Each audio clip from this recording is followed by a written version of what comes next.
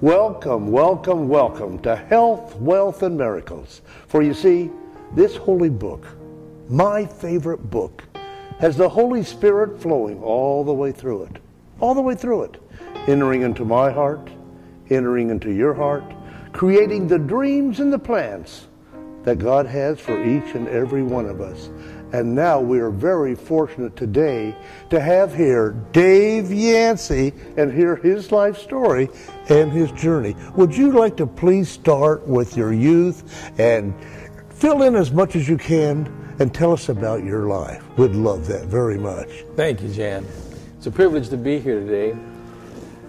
Looking back over the last 70 years, I grew up a very privileged child, a multi-million-dollar from day one. My parents, while not wealthy financially, were extravagantly and extremely rich emotionally and spiritually. Wow. My parents, Jan, were from the state of Arkansas, and my mother was a very tender soul. She's still with us at 98 years young. And her background provided the framework for me to be who I am today, and my parents as well. But my mother particularly, because she was such a humble soul. She had no education. Oh, you were very fortunate, very fortunate. But she was always an individual who wanted to invest in other people. Her whole life was dedicated to others. She was a caregiver in the later years of her life and traveled literally around the world with very wealthy people, caring for them. As I look at my youth, my mother had twin girls, Linda Kay and Linda May. And those girls did not live. And I was the next baby born. And I always felt that Mother gave to me the love that she was going to give to those girls. Oh, wow. So I feel doubly blessed. At a very tender age, my mother was a singer, sang alto. So her caring for me and singing and her way of communicating with me gave me a distinct advantage in life. I loved people, I loved others. My mother would go to nursing homes and she would always take me along with her. Wow. I would sit on the knee of an elderly person. They would hug me and kiss me and tell me what a nice boy I was. And of course, what the love they gave to me, I gave back to them. Excellent. My younger years were spent with my parents wanting to, I'm going to say, mold me and make me into the young man that they wanted me to be. My mother said to me from a young age that when I was born that she dedicated me to be a minister. Wow. So I always had this in the back of my mind. Up until I was about 12 years old, I wanted to be a doctor because there was an individual in our church who was a medical doctor and was the deputy coroner of South Bend, Indiana. And so when he had a call to pronounce people dead, he would take me along with him. I've been to drownings and automobile accidents and all those kinds of things. Oh, what a privilege. So I felt he mentored me in that area, and I really appreciated it. At 12 years old, though, I realized that I needed to zero in on what I was going to do with my life. And early on, even as a young person, when I was baptized about 8 years old, I was always given the opportunity to speak, whether it was reading a poem or singing a song or singing with a group. I always had this opportunity to be up front. So I was not shy, and I always respected the privilege of being able to communicate with others. So at an early age, these were the items that kind of buttressed and gave me the framework to actually then become a pastor. Wow, did you ever have a child and just play with other kids too? Oh, yes. No, I enjoyed the very best of life as a kid. A bicycle, you know, we were so, I said in the early part of the interview that I was a millionaire and many times over, because I always valued everything about my life that I could see and Wow. hear and taste. Those things made me feel so wealthy, but I wasn't rich financially. Our home, while my father was a builder, the doorknob to my door in my bedroom was the wooden spool of a thread. So about at what age did you start going to school to become a minister? Well, to become a minister was not until I went in high school and college. Okay, okay. But my parents became Seventh-day Adventists very early on in my life. They were not, they were Christians. My father smoked, and my mother was just a nominal Christian.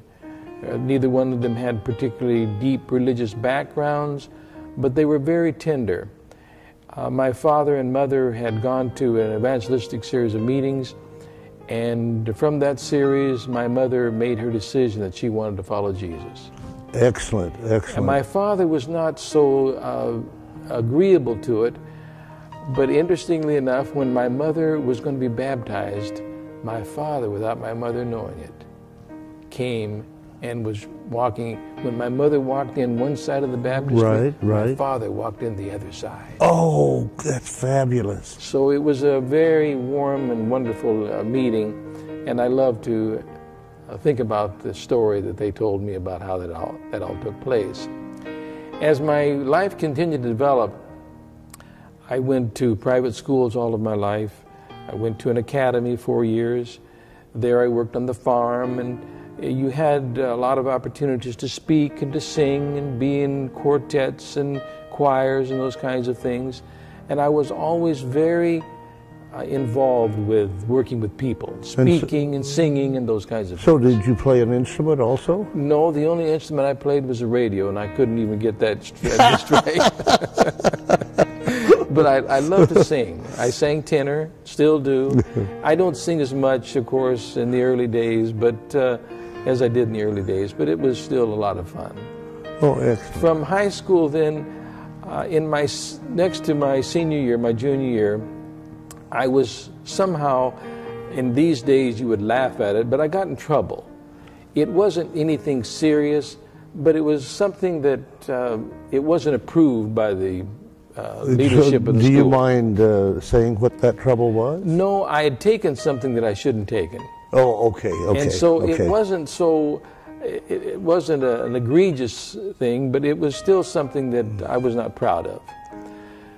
I then said to the Lord, I must do something to make amends, because I was so disappointed in having this problem in my life that was not so big, but it seemed big to me at the time. So there was someone who came to the school who they were called literature evangelists or call porters. And the leaders, this was in the state of Indiana where I went to school at Indiana Academy.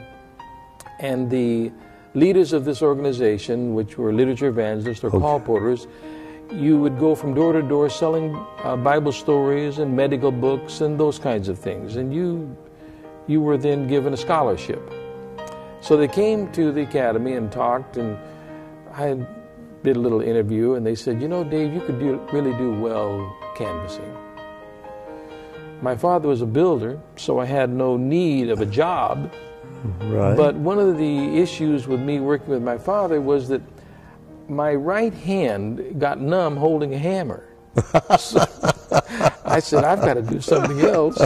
And I didn't like working in insulation because in those days it had a lot of fiberglass in it, and it was so itchy. So I said to my dad one day, I said, Dad, would you be upset if instead of working with you, if I canvassed? No, he said, it would be okay. So my father was very wise in that I have an older brother and a younger sister.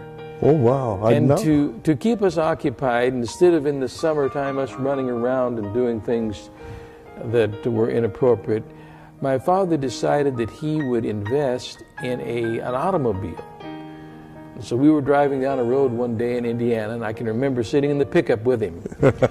And he spotted a Model A coupe at the end of a long driveway. And he threw on the brakes, and he backed up and pulled into that driveway and drove to the end of the driveway. And by the time he got to the Model A, there was a fellow in overalls walking out to that car. And my dad said, "Is that car for sale?" And the fellow looked down the ground, and he said, "Matter of fact, it is." My father took his checkbook and got out of the car, and he said, "Well, how much do you want for it?" He said, "I'll take $260. $260 for a car. Right. So my dad wrote him a check. This was in 1964, so my father wrote him a check for $260 and drove the car home, and I drove the pickup home. And my brothers and I then took that car apart. So what age were you then? I would have been about 15, 16. Okay, 15, 16. And so we took the car apart, painted it a Lake Placid blue metallic. And the reason I'm telling you this story then is because when I started canvassing, I didn't have a car. All I had was a bike. And I told my father, I said, "Well, all I have is a bike to canvass, and I need to get from house to house quicker than that." And he said, "Well, what about if you took the Model A?" I said, "Really?" Yeah, he said, it wasn't running that good at the time. And so Dad said, "Well, I'll try to get straightened out." So on the day that I was to go, my father took the Model A down to an auto mechanic and said, "Look, I've got to have this car running because my son's going to take off canvassing in it." So he brought the car home, and it was halfway running. And I remember I loaded it up, the trunk up, and had a rumble seat, but I put things in the rumble seat. And I got in the car and I said, "Dear Lord, here I am embarking in this new journey, and I want to serve you. Please help this car to run so that I can meet these people that I'm supposed to meet." So sure enough, got down the road and it was running just perfect, and all of a sudden it didn't want to run right. And I pulled off the side of the road and I said, "Now, dear Lord, we've had an agreement here. I wanted to canvass, I want to honor you, and I just ask you to make this car run right so I can have a successful summer." So I got back in, started it back up, and it never missed a beat. Went right on. I went to southern Indiana. Southern Indiana. And I worked with the Amish and Mennonite people. Oh, wow. This was a 1930 Model A Ford Coupe. And the car, because of its color and styling, it was a magnet. And as I worked with the Amish and Mennonite people, it was a very easy conversational piece because they were driving horse and buggies. And here I had this car that was not so much removed from horse and buggies. And they identified with it very, very closely. So how long did you do this? I did it that summer. I drove that car 3,000 miles that summer. And I lived with the Amish, and I ate with them, and I prayed with them. And the gas was quite, to me, it was expensive at the time. And I remember pulling into the home of Amos R. Graber, and I said, "Amos," I said, "I'm having a tough time here selling books, trying to meet folks and share the Word of God." So what was gas at that time? About 25 cents a gallon. 25 cents a gallon. And I said to him, I said, "It's expensive for me to drive back and forth to town." I said, "You've got an awful nice looking barn." I said, "Would you be upset if I just offered to sleep in the barn, and then I'd, help around the chores and do anything I could so that I won't have to drive back and forth to town?" It was only about 15 miles, but it was using gas. So he looked down at the ground and he said, "No," he said, "I can't do that." But he said, "I do have a room in the house." And so he took me in the house, and upstairs was a beautiful cedar-lined room. And I can still smell the fragrance of that cedar. Oh, that's beautiful smell. And I got down on my knees there and thanked the dear Lord for taking care of me. And I lived with him for a good while I was canvassing. And that particular summer, at that time in 1964, I sold $1,300 worth of books. Wow. Now that may not sound like very much now, but then it provided on all expense paid for my next year, my last year of high school. So I worked on the farm, but I never had any more expense to pay because of my scholarship from canvassing. So how many years did you do this before you started to become a minister? Very good. I actually canvassed for 7 summers. 7 summers? I would go to school, and then I would, in the summertime, I would canvass and sell books. I sold The Modern Medical Counselor for $10. $10? And I would sell it to the Amish and Mennonite, and then I sold the Uncle Arthur Bible stories, Uncle Arthur bedtime stories, and then there were a number of other books that were included in the, I'm going to call it the package. The package, yeah. But I loved working with the Amish people, and even today my heart is very tender toward these people whose lives are so rich and who live such a simple life. And then as time progressed on and I finished canvassing, I started college.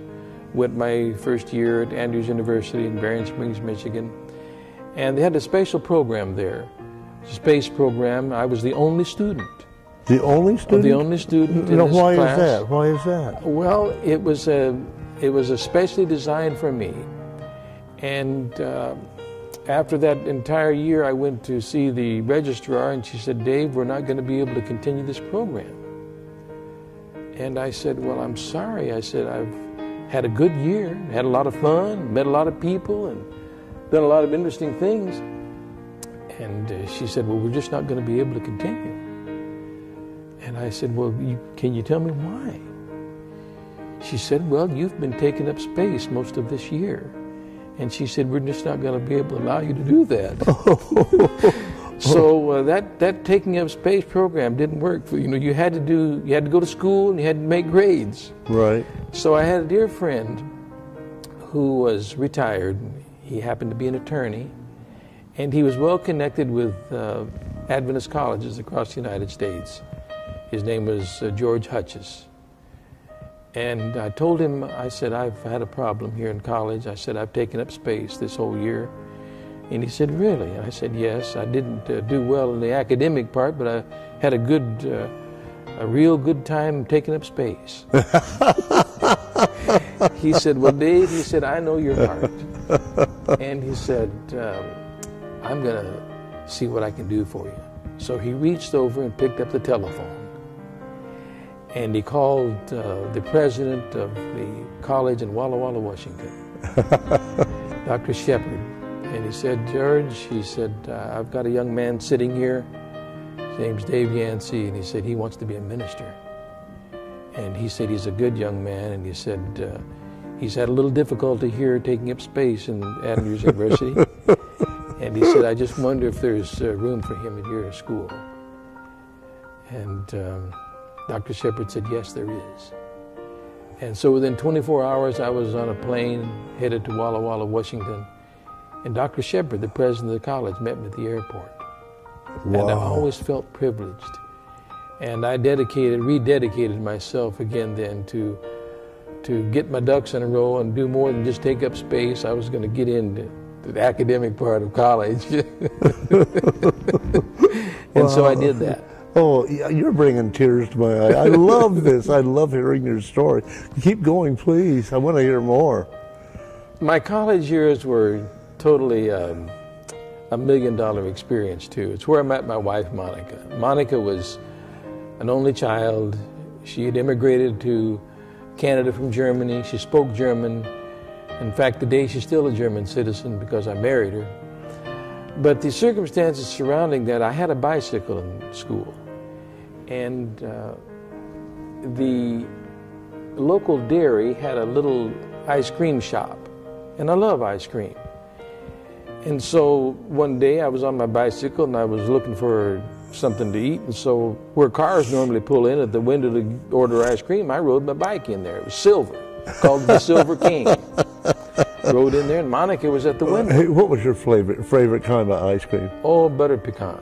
Butter pecan. Butter pecan, and I made an order for Monica. I said, "I'd like a butter pecan ice cream cone." She said, "Well, I can't serve you." I said, "Well, why?" She said, "Well, you have to have a vehicle." I said, "I've got one. I've got the Silver King." I'm riding my bicycle. She said, no, you'll have to go inside and order.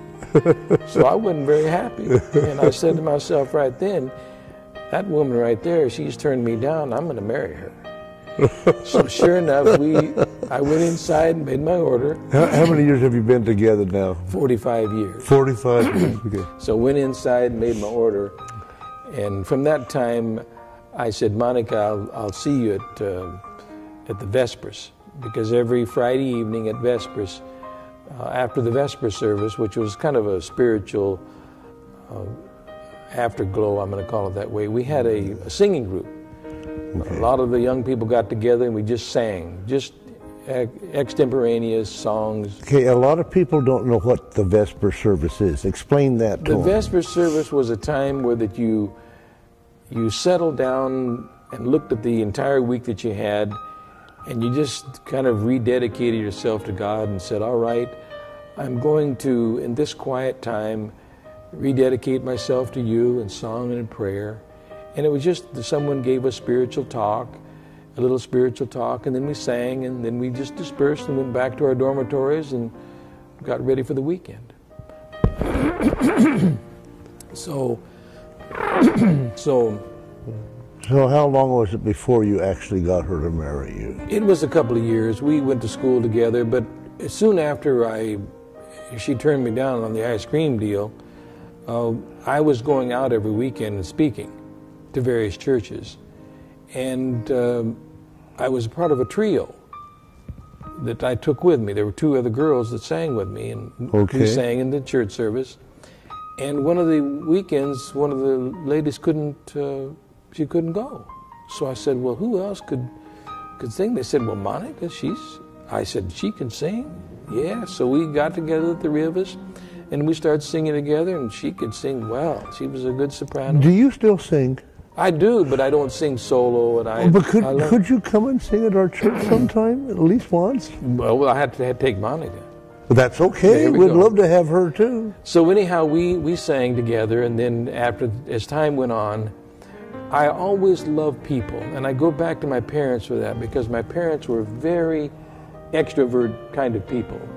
My mother never met a stranger. She could go up to the governor and start a conversation, or any person of wealth. If you know the name Rob Lowe, he's a TV actor now. Okay. My mother was his babysitter. Oh, is that right? She always had this strange, unique gift of being connected with wealthy people. And so somehow somebody knew that she was, cared, she loved kids. And so she became Rob Lowe's babysitter. So how long did it come before you became a pastor, and what you're doing now? Okay, so I finished college and I graduated with a ministerial degree. And Monica and I had an opportunity because of a young lady that we had met by the name of Lynn Cater. And Lynn and her parents were leaders in Canada. And so when I decided where I was going to go after college, her father made a call to me and said, look, Dave, I'd like for you to come to Canada and pastor. I said, well, I'd love to. So Monica and I went to Canada for 3 years and pastored in Medicine Hat, Alberta, Canada. Wow. And then I went to Virginia. Then I went to Edmonds, Washington. And about that time in Edmonds, Washington, somehow deep inside me, there was this desire the right word isn't to expand, because I'm still a pastor today, even though I don't have a church. I wanted to share my love of God in a different way. Mm-hmm. So in Stanton, Virginia, going back to before I came to Edmonds, while pastoring there, the Statler brothers' headquarters were in Stanton, Virginia. That's where they lived. Okay. And during a 5-day program to stop smoking, Don Statler, he wanted to quit smoking, and I helped him, just to being a mentor. And so from that interview, he said, Dave, you ought to have a radio program. So I did. I started a radio program called Perspectives on Religion. And every Sunday, I had a radio program for the local radio station, and I interviewed people like Don Statler. Oh, wow. And I interviewed all kinds of interesting people in the community. And then from there, when I went to Edmonds, Washington, I still had this radio bug inside of me, and TV bug. So then I decided that I wanted to have a television program. Oh, well, you know, I've known you all these years, and I'm just finding this out. Keep going, I'm interested. So what happened then, I met a cameraman who was very good at television, and I had a conversation with him about wanting to have a television program. So I had the idea of creating a program that was a half an hour that would allow individuals to not have to come to church, but could still touch the hem of spiritual things and know that life was worth living in the spiritual arena. So I called the program He Lives, and I interviewed all types of individuals who had their own Christian experience, and in a half an hour I interspersed Christian music and the interview with the people. So I interviewed, for example, the captain of a 747 airliner, right in the cockpit. Wow, very good. of an airliner. And I interviewed people like George Beverly Shea and Bill Gaither and Johnny Erickson Tada and Peter Jenkins. Whoa. And Peter Jenkins walked across America, you know. You know, I've known you all these years. Why haven't you shared this with me? Well, I you never asked me.